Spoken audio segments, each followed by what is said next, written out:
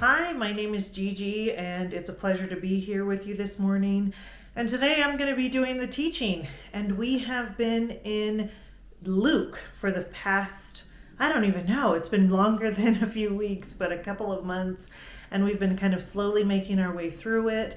Today we find ourselves Luke chapter 6, verses 37 through 45, if you want to follow along. So just to kind of recap where we're at, where we're positioned in the scripture is Jesus is delivering his Sermon on the Mount, which is very significant. It's one of my favorite pieces of writing, and it just really, I don't know, it just makes me love Jesus even more. But I want to hone in on Luke 6:17 because this kind of gives you a little inside look at to who was gathered there. So in Luke 6:17, it says that he went down and he stood at a level place. So Jesus went down from the mountain and he stood at a level place, and a large crowd of his disciples were there, and a great number of people from all over Judea and from Jerusalem, and from the coastal region around Tyre and Sidon, who had come to hear him and be healed of their diseases.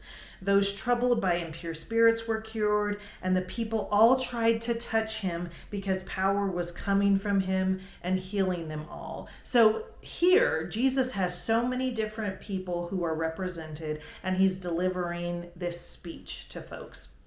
And so I think it's important to kind of just know, well, who is Jesus talking to? And then kind of looking at, well, then how does it apply to my life?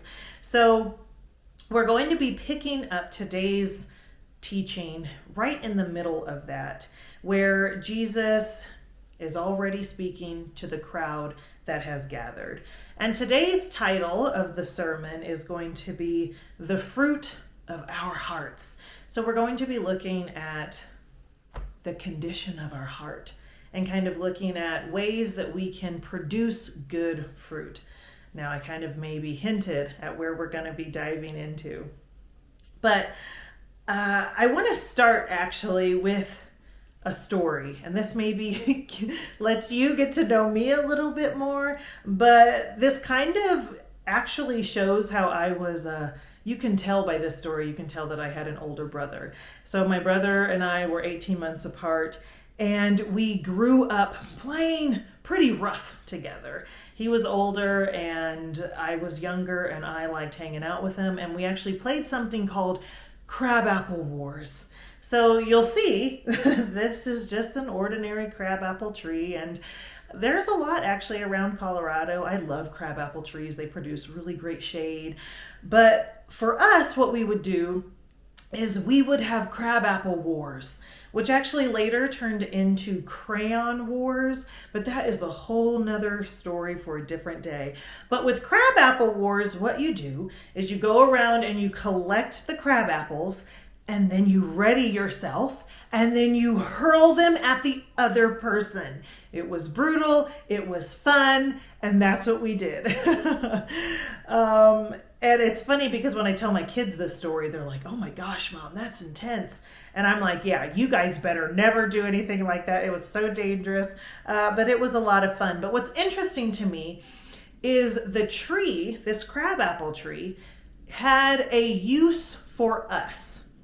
a use that was probably very different from how it was being used by others. For us, the use of it was brute force, to gather the apples and then hurl them at the other person. That's the meaning that it placed in our lives. We were city kids. We didn't make jams and jellies out of the crab apples that had fallen onto the ground. No, we weaponized them. And that was the use of the tree. And the point of this is to show that there are trees that we come in contact with all throughout life. And some of those trees are going to be useful to us. Some of those trees are going to produce life in our lives, and they're going to provide shade in our lives. And then some of those trees are not going to be very useful, or we're going to find different uses for them. And through this, the preparation of this sermon, I actually got to find out a bit of information about some trees. So I want to share that with you. So the picture that you are going to see now is oleander. Oleander is a beautiful bush or a small tree. Very beautiful, right? It's appealing to the eye, but actually it is highly toxic and highly poisonous. And they say even just one little leaf can just kill a human being. But it's beautiful. But not all things that are appealing are actually good for you.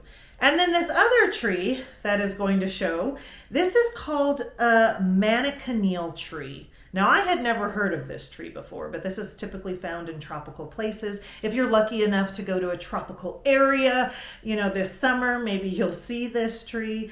But it looks like a regular apple tree. Like if you're looking at a picture of it, I've never seen one in person, with small little green apples. But really, these trees produce very poisonous fruit that can kill you.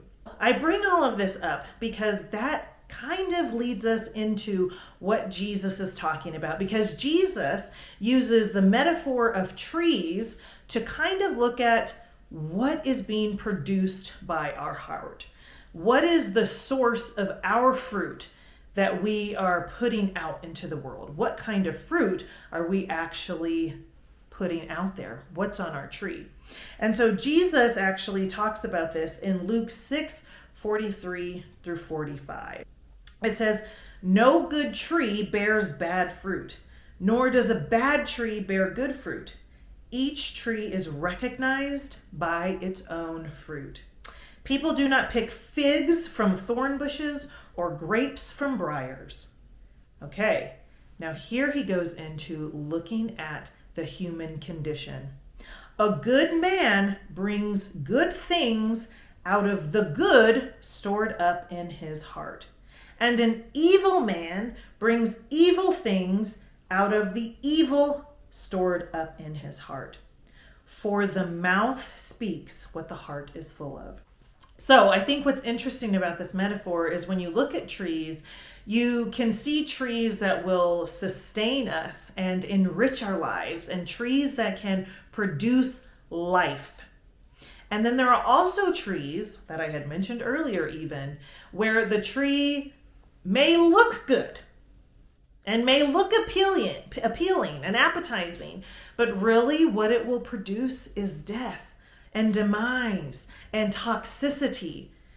And really, if you look at our lives, if you bring that even closer to the human condition, there are people that will produce life, that will enrich us, that will sustain us, that will propel us forward. And there are people who are toxic, full of disease, and not, literally speaking, and just full of these toxic qualities that produce death within our lives. There's actually another quote that I really love by a pretty popular Peloton instructor. Her name is Jess Sims, and every single time I'm like pumping iron, lifting my little 15-pound weights, she always says, "You are what you routinely do." And that gets me really pumped up, because I'm like, yeah, I'm working out, so yeah, that means I'm a healthy person. But why I also thought of this saying is because you are what you routinely do. And I know that oftentimes we don't like to associate our identity with our behaviors. Sometimes it can really motivate us, and sometimes it can make us feel shameful. But if you think about how many times does a person have to kill someone in order to be labeled like a murderer? How many times does someone have to cheat on something to be identified as a cheater? How many times does it take for someone who's working out consistently to be labeled as healthy? So if we even relate this saying back to the previous one that I said, in the consumption, what we are actually consuming and how that's kind of playing out into what we're doing, then we are, at the end of the day, what we do and what we consume. And so it's crucial that we realize that a good man, a good woman, a good human being is impacted by what it consumes, and it definitely is impacted by its behaviors. And the question that I found convicting is the question that I asked myself as I was doing this sermon is, well, what is stored up in my heart? Because it's from the heart that these good things come forth. It's from the heart that these evil things come forth. So what is stored up in your heart? Is your heart rooted in faith? Is it nurtured in prayer? And is it pruned in love? What is your heart? What does your heart actually look like? And just as we have to tend to a tree, we have to care for it, we have to nurture it. These are things that we have to do for the human heart, for the human being. We have to tend to it, care for it, nurture it, prune it. And we have to make the time to do that. Because I know in my own life, I think it's so easy to slip into bad behaviors. And I do it like this because I know sometimes people hate classifying no, you are never your behaviors, or, it's very beautiful. But what I'm trying to get at is sometimes we need to have a wake-up call. Sometimes we need to look at ourselves and say, you know what? That is not how I want to be portrayed. That is not who I want to be. I don't want to be this type of person. I don't want to be someone who just gets angry and then starts yelling at the kids. I don't want to be just hot-headed. I don't want to be someone who's quick with my tongue. I don't want to be the type of person that's just gossiping and slandering. I don't want to be that person. I don't want my heart in a place where I do those things and I become those things. Because it's so quick. Especially if you aren't rooted. It's so quick to dip into those behaviors where it's like, oh gosh, this is out of alignment with who it says I want to be. I'm not being that thing. So I think it's helpful to also be able to put in character traits or attributes to kind of flesh this picture out even more. Because yes, it's one thing to say, okay, well, Jesus has classifications. This is good and this is bad, or this is good and this is evil. But what can we do to actually help us be good? What are good attributes that we can really live into? And that's where we'll find the information that's found in Luke 6:37. So these are attributes of a good tree or good fruit. So it says, do not judge, and you will not be judged. Do not condemn, and you will not be condemned. Forgive, and you will be forgiven. Give, and it will be given to you. A good measure, pressed down, shaken together, and running over, will be poured into your lap. For with the measure you use, it will be measured to you. So right here, what we're seeing is Jesus is actually explaining, this is what you can really lean into. And this is what he does throughout more of the Sermon on the Mount. It's not just this passage right here, but he outlines the attributes of good qualities. as a follower of Christ, how can we lean into these attributes to have good fruit in our lives? It involves withholding judgment. It involves offering forgiveness. It involves giving. It involves showing mercy. It says, love your enemies and do good to them. Lend to them without expecting to get anything in back. Be merciful, just as your Father is merciful. And even further down in this passage, after Jesus kind of talks about a parable with the blind man leading another blind man, Jesus says, one of my favorite scriptures, I think because Jesus can be so real. You know, it's like when he flipped over tables and he's like really showing his like humanity. This is another one of those scriptures where I'm just like, yeah, Jesus, you're it.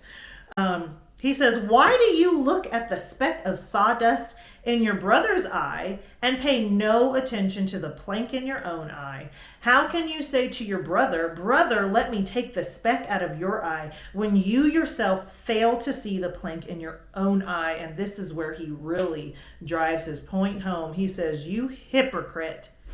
First take the plank out of your eye, and then you will see clearly to remove the speck from your brother's eye. What is he saying? Focus on you. It is so easy to get caught up in somebody else's life, and so easy to get caught up in somebody else's drama and offer our 2 cents either to them or in our heads or to other people talking about them. It's so easy to dip into that. But no, focus on you. Focus on what's in your own eye. Focus on what's happening in your own life and trying to improve that rather than focusing on what your brother is doing.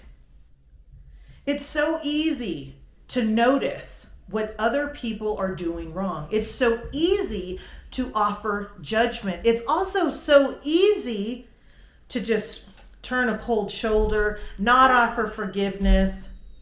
It's easy to do that, but you know what's really hard? It's hard to take the mirror and to self-reflect and to go through the pruning process where it's like, okay, Lord, I need you to prune me. I need you to show me where I'm lacking, to show me where I need to improve, to show me where I can just live more into these values. That's hard. It takes a lot of self-compassion. It takes a lot of work to be able to do that. And ultimately, our expectations for others are pretty high. But when it comes to ourselves, you know, maybe we can be a little more flexible there. But when it comes to others, we want others to be merciful towards us. We want other people to forgive us when we do something wrong. Oh my gosh, I certainly do. Because I make mistakes all the time and I'm like, oh Lord, please forgive me. You know, I'm like, I'm sorry. I either said this thing that was stupid, or I did this thing, or I didn't show up, or I misspoke, or whatever it is. I want people to say, you know what, Gigi, you're forgiven. You know what, Gigi, it's okay. I don't want them to turn a cold shoulder to me. But do we hold ourselves to that same standard? Can we offer forgiveness quickly? Can we offer mercy quickly? Can we extend grace quickly? If we can't, then why is that? We have to examine the condition of our heart, because it's our heart that these behaviors come out of. It's the heart. And our heart is what produces the fruit. The heart is actually the core of a person. And in Judaism, they really highlight this beautifully. If you've ever done any work on like what the heart means, and specifically to Judaism, but the heart is actually considered the core of a person, the center of a person's emotional, intellectual, and like physical life. And it's the source. It is the center force, the source of your feelings and wisdom and also generosity. It's from this place. Oftentimes in the Western world, or especially in the United States, we like to separate the two or the three. It's like we have our mind, body, soul. But the heart, this is where it all comes together. It's the core of a person. And it's actually, the word that's used in the scriptures is cardia, which essentially kind of fleshes that out. That's exactly what I'm saying. It is the soul or the mind. It is the fountain and the seat of your thoughts, passions, desires, appetites, affections, purposes, and endeavors. That is the heart. So our words and our actions are direct reflections of what is going on, what is happening within our core center, our center force, our heart, our cardia. And if we fill our hearts with negativity, if we fill our hearts with toxicity, if we fill our hearts with death, and we're consuming that, we are what we consume. Because what is then going to come from us? What is the fruit that will be produced? Conversely, if we fill our hearts with love and kindness and the fruits of the Spirit, then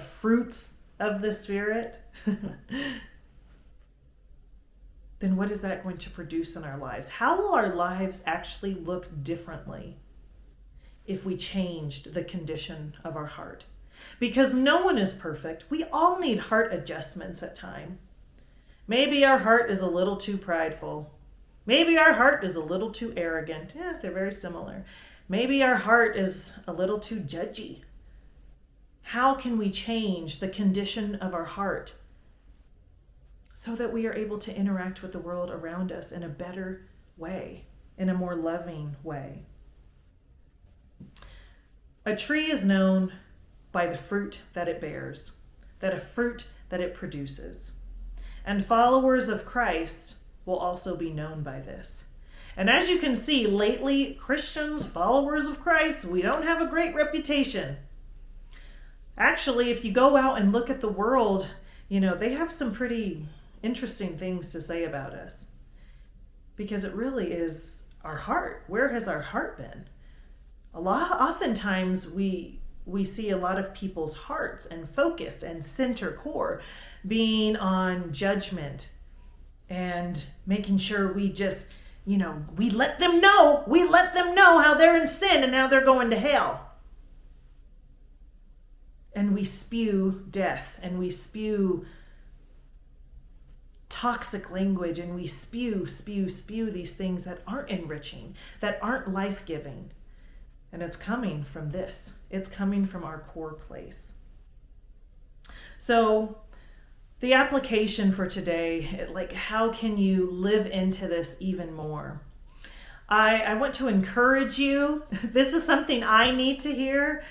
I want to encourage you to do two things. The first one is abide in Him. Abide in Him. This is something that I need to hear. Because again, going back to that, my little 2-minute talk on how I easily slip into, behaviors and things that I don't want to actually live into. It's easy to do that. But if we're abiding in Him, it's a lot easier. It's never going to be perfect, and we have to accept that, but it can be a lot easier. So abide in Him. So ask this question of yourself today. How can I abide in Him even more deeply? The second thing that you can do is prune your heart. And this is where it is hard. This is difficult. The pruning process, what they do with a tree to prune a tree is they are cutting off all those dead trees. I have a tree in our front that it's like half of it is dead and half of it is alive and thriving. And really, if I should actually go and cut down the top half so this bottom half can actually get all of the nutrients and all of the goody stuff from down underneath the earth. So all of that can go to this part that really needs to thrive. We also need to prune. We need to prune back those broken areas in our lives. We need to cut off the branches that are not benefiting us in our relationships with other people and our relationship with God. We have got to do the pruning process. So those are two things that I want you to just consider as you walk into this next week. How can I prune my heart, my life, and how can I abide in Jesus even more? I just want to say thank you. Thank you for listening, and I want to close us in prayer. Lord, I just thank you for this opportunity to speak. I thank you for what you've given, just the images and kind of the word that you wanted me to speak today. And Lord, I just pray for the hearts of every single individual who has listened today.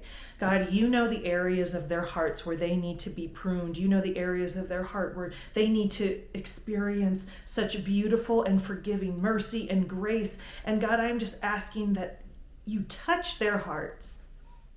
That you touch their hearts today, even right now. That they just know that you are there. God, you are good. God, help us to just lean into these attributes and help us just to lean into becoming more of a good tree that produces life.